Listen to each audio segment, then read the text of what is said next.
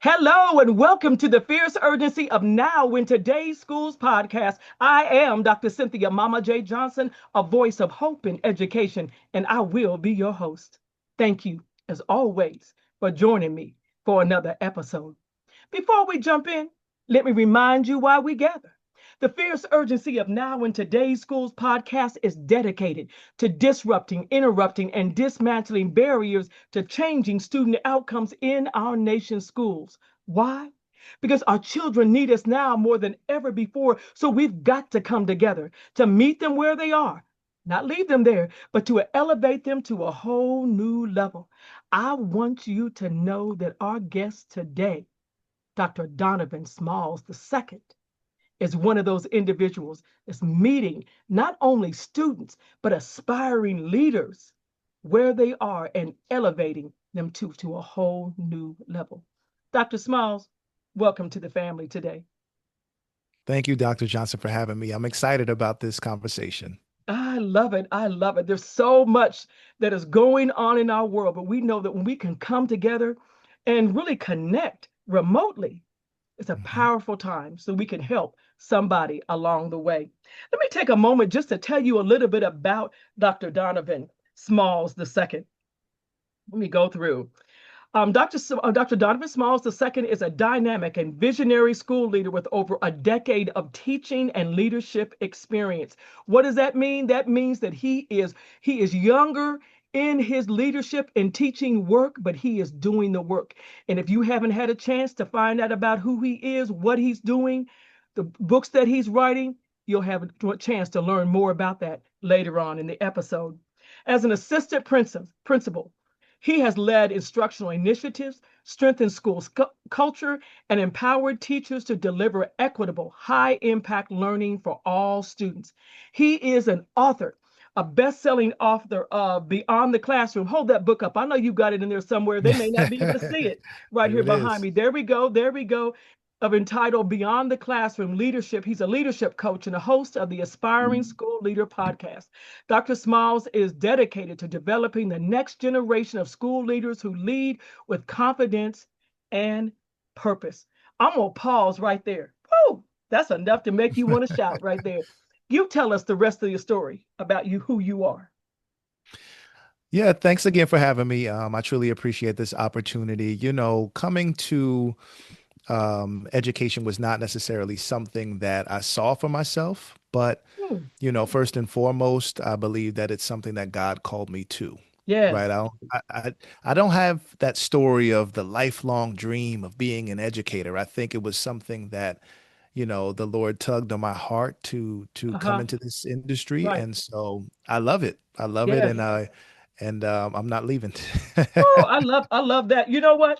Now, you don't know, but when I'm not here, I am the choir director and I got my tambourine out because you have differentiated what it means to just Mhm. show up, but then what it Right, means to have a calling. And see, that's when Colossians 3 and 23, I'm gonna leave people alone. When it mhm, says to do your work heartily unto the Lord, but not unto right, man, that's what right. you're doing. And I see you out there and the work that you're doing. So I can just imagine the power and the strength that you have in your role as an assistant principal. Let's jump into the first question. So, Dr. Smalls, tell me, and may I call you Donovan? Of course. Okay, and by all means, feel free to call me Mama J. I want to jump into the first question that says, what brings you to this work and what keeps you doing the work? So a little bit, as I mentioned before, right? What brings me to this work is God calling me to this work. Uh-huh. Growing up, I wanted to be a college basketball coach. Okay. I did major in health and physical education, Mhm. which I don't believe that I would have gotten into education if it wasn't for my love for sports. And so I had the great opportunity to coach at Virginia State University with their women's basketball Okay. team for 2 years. We won the CIAA tournament my second year. During the first year, we went 25-1. And so I Wow. loved that opportunity. However, there was a shift, right? And so that Mm. shift led me to being a health and PE teacher. Wow. Wow. And that's kind of how I got into education, right? It wasn't a lifelong dream. Uh-huh. However, I truly believe, and I know you believe this as well. It's you submit your life to God and he allows Right, those steps to be ordered, right? right, And so I right. believe that that's the reason why I got into education. And the Ooh, reason why I stay is because I'm able to see the transformation and the impact that I can yes, have in a leadership role with students and also staff. And yes. so that's truly what it is for me. It's the impact I'm able to make. I see myself as a servant leader, a person who is there to serve the people that have been entrusted to me. Oh, I love it. I love it. You said some powerful words. You use that word impact. And there's Mhm. there's something different when you know that you're making an impact in the lives of children. And when you impact children's lives, you also impact their families' lives. But then you Yes. went on and you talked about how you can impact also the teachers and the educators that are in those buildings, not just the teachers, but the custodians, anyone that in Yeah.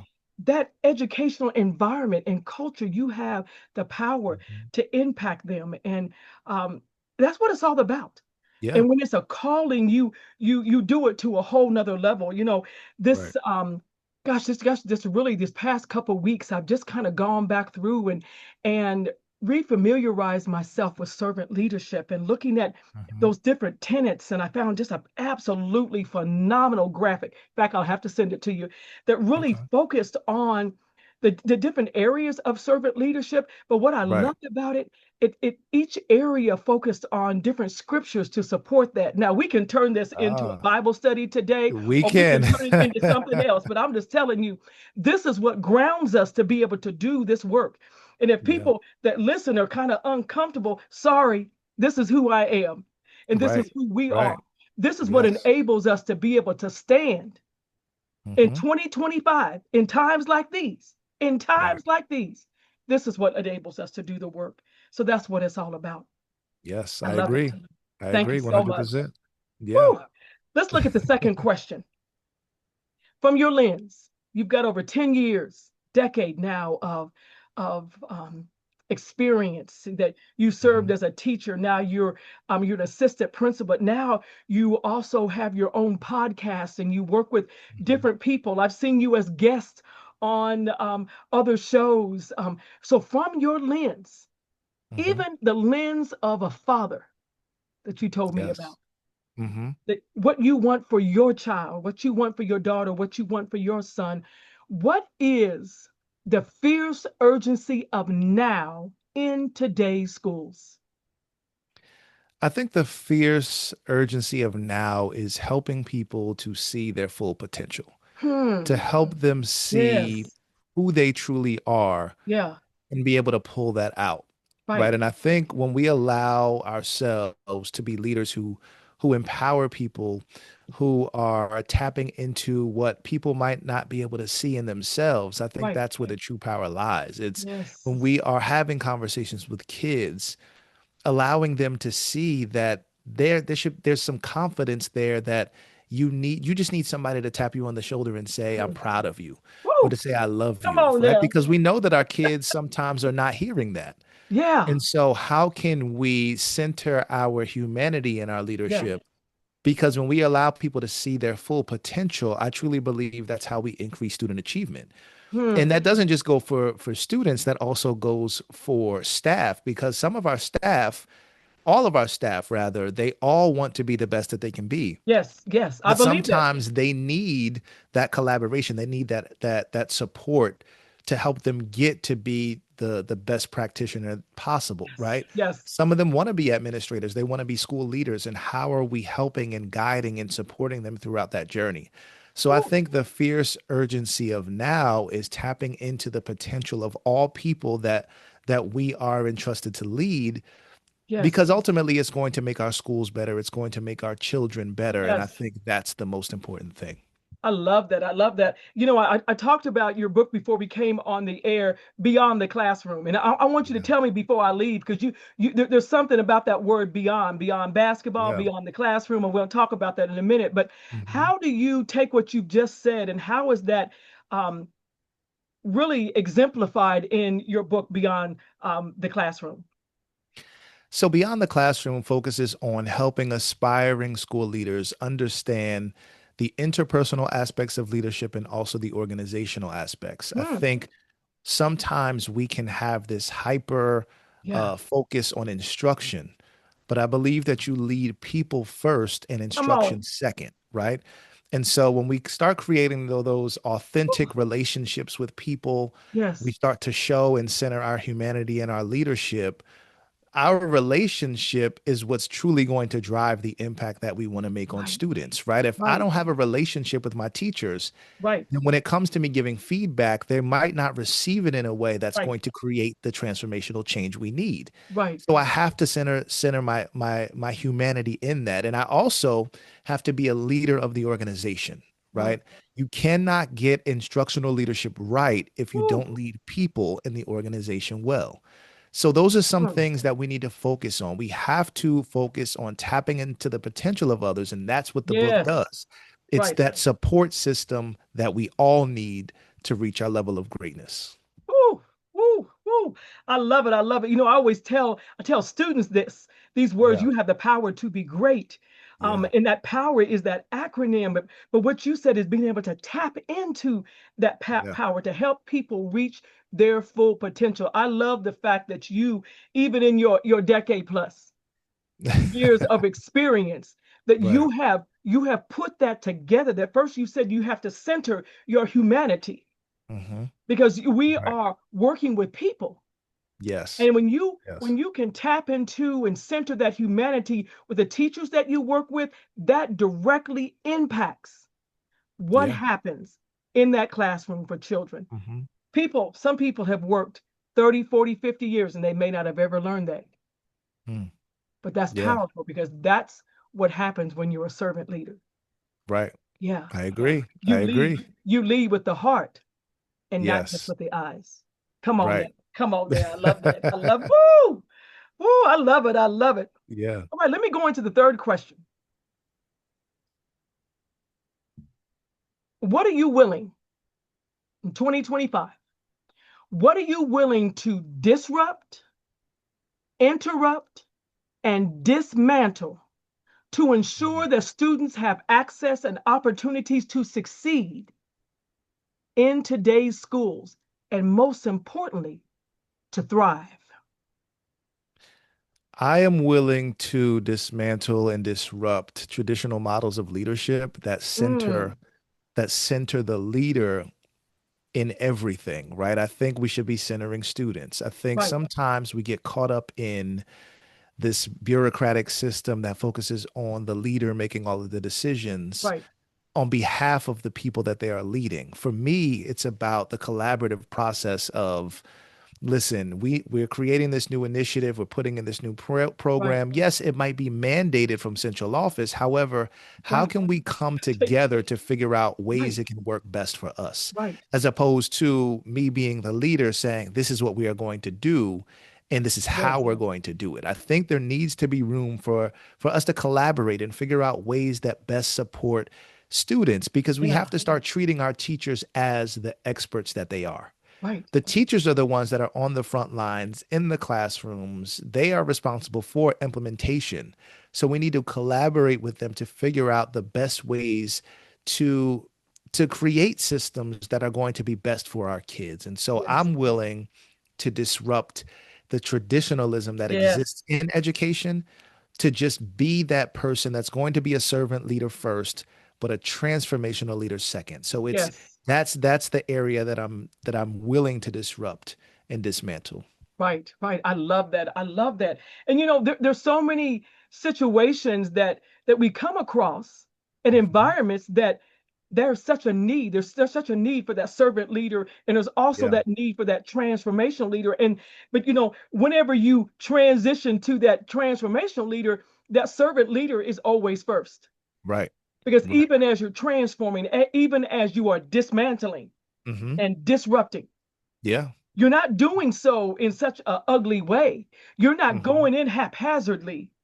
You're right, doing it from the heart, but you see things that have to change. Because in order for student outcomes to transform, we have to transform what we are doing as the grown folks, as my grandmother would say. We as grown folks have to change what we are doing. And right. that is so important in our work and things that we do every day. Yeah. So Donovan, I Yeah. want to ask you, I want you to give you a scenario. Hmm. Tell me in your 10 years how you've truly applied servant leadership and transformational leadership. Hmm. So I apply servant leadership on a daily basis, right? One of the things that I do first thing in the morning when I get into the building is, first of all, I'm letting some students into the building. I'm saying good morning to them, checking on them, Right, just to see how they're doing, right? They may right, not have seen their mm, parents the night before. You just never know what the situation is. right. And then I'm going to classrooms. I'm checking in on our teachers to see how they're doing. Yes, Do they need any support? Do they need anything from me before yes, I go back, about my day and the things that I need to do, checking emails, all of those things. yes, So I think it's that, right? It's being somebody that's willing to hear the feedback from teachers, even if it's not something that I might want to hear, right, right. right? Because conflict sometimes, or the feedback that I'm receiving, is just about creating that transformation. And then when it comes to transformation, as you mentioned, right, servant leadership is the foundation, I Yes, think, of transformational leadership, because I yes, first have to go into the organization to see what needs to be transformed. I need to yes. observe, I need to ask questions before I try to transform things. And listen, listen, you got to And listen. listen and Yes, listen. And so that transformational piece comes in where now we're collaborating to figure out what needs to be changed. How can we improve our instruction? What PLCs need to look like in order to really dive into the data and create systems of support for our students, right? right. And so though that's kind of how I look at it, right? It's that servant leadership first. I'm going into the organization to see what needs to be changed. Uh-huh. And then from there, on a daily basis, figuring out and collaborating to see what needs to be changed. Ooh, I love it. I already know why your book was a bestseller. I already know because you're going deep, because you're building up on that servant leadership. That's Yeah. the foundation that Yeah. everything else that you're doing is built upon. In Right. question three, you used the words, I wrote them down, centering students and Hmm. how as leaders we have to center students. Talk Right. to me about how you center students and what that looks like in your current work environment.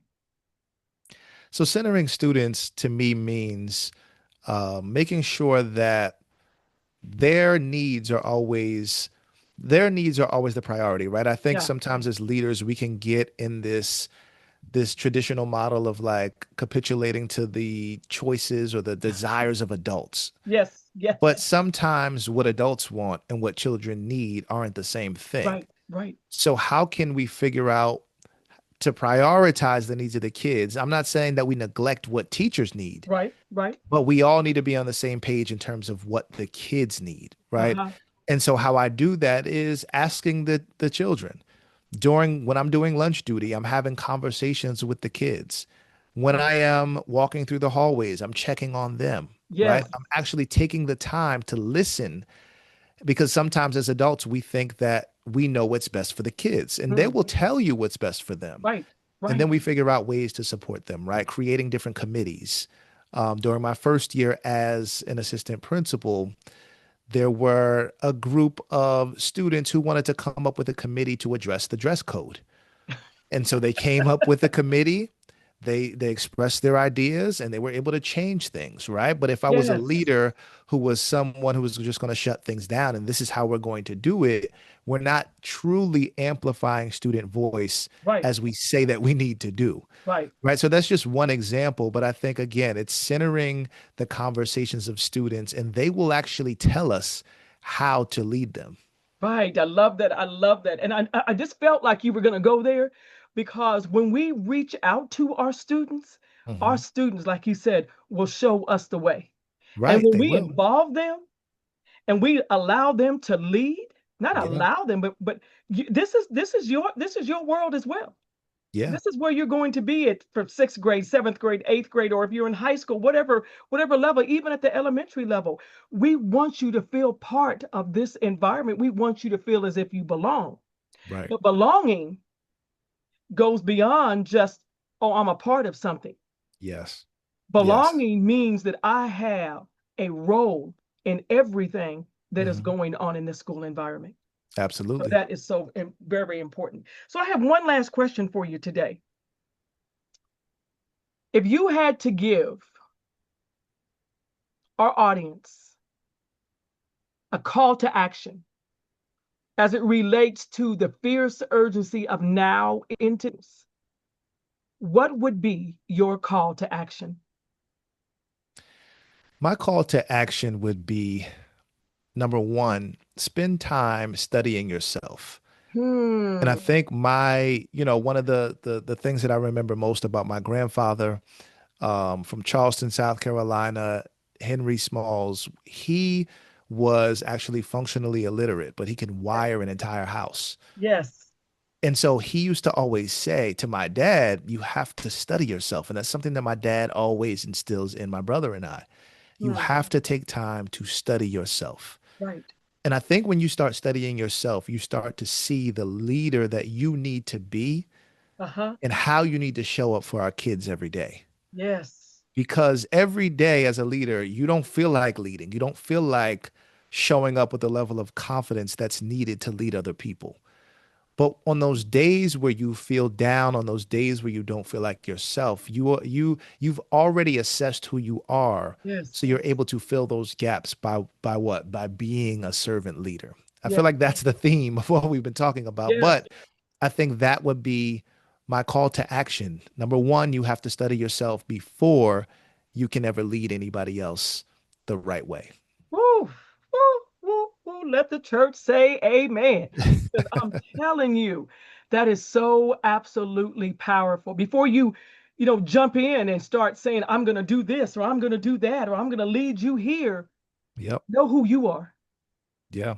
And looking at yourself also helps you identify these are some things that I need to let go of. I Mhm. post every single day scriptures of hope for educators, and the scriptures of today focused on when I was a child. I spoke as a child, Yep. and when I had my childish ways, but when I became a man, meaning that Hmm. when I grew up, I had to let those childish things go. So when you take that time to look at yourself, Right. you have to say, as we say in the country, unbecoming.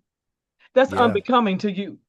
So Hmm. you need to let that go, and that does not need to be a part of your life or the work and things that you do any longer. Right. So, oh my gosh, you've given us such powerful wisdom today. I'm going to give you the last couple minutes before I do a closing. Tell us anything else you want us to know about your book, and how people can get in contact with you. Yeah, so my book, Beyond the Classroom, is on Amazon. I also have a podcast. It's the Aspiring School Leader Podcast.